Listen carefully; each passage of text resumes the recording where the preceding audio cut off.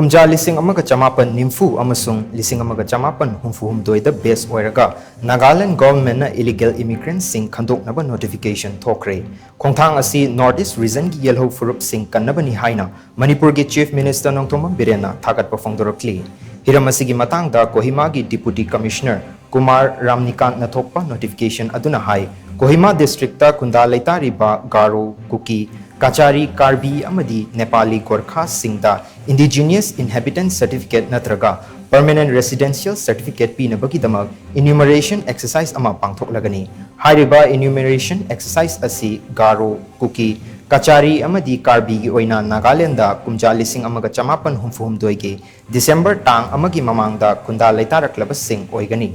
Amaromda Nepali Gorkha Singidi kumja lising amaga chamapan nimfugi December tang kuntra mathoi fawbaki manungda ngakpigani mamangda Nagaland da khundaraklaba oigadabani hairi enumeration exercise ki thabak asi Kohima gi DC office na village amasung town gi level da pangthokani exercise pangthokpagi enumeration sit adu village council gi chairman municipal council gi chairman area administrative officer Garo Kachari Kuki Karbi amadi Nepali Gorkha gi chairman president amadi district adu gi DC na counter sign tawgani final enumeration gi set adu home department gi commissioner da lankhatlaba matung cabinet ta puthok tuna aroiba warep ama lawgani jahi asigi October tang 19 dagi enumeration exercise ka mari leinaba thabak thoram sing paikhatpa hobaga loinana mathang jahi gi May tang 3 ta enumeration gi final list fomgani haina Kohima gi DC Kumar Ramnikant na thokpa notice asina makhatari Amaromda handak marak Nagaland da illegal immigrant kaya changsilakliba asi mapung fana laksinaba Dimapur police na illegal immigrants sing chatok sasin tawai yai haina chingnaba interstate ki entry point amadi Dimapur railway station gi checking counter na chingba mafam kaya da pung kunmari akanba cheksin tharang lokhatpa hokre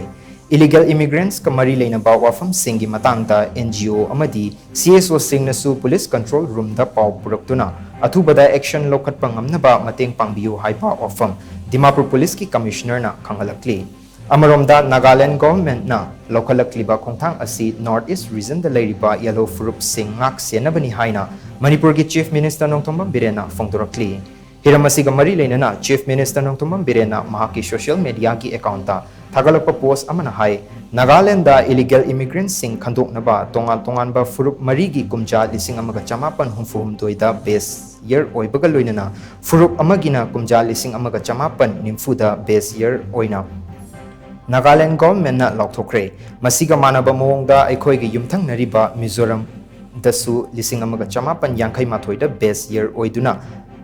lam leiba yonbagi matangda khongthang lokhatpat laikhre Manipur gi oinasu mitop khandokpagi thabak asi lising amaga chamapan humfumathoi da best year oiribani Manipur ga yumthang nariba state singna lorakliba khongthang asi northeast region da khundariba yellow furup sing kannabagi achoba khongthang ni haina chief minister nongthom biren gi post aduna makhatari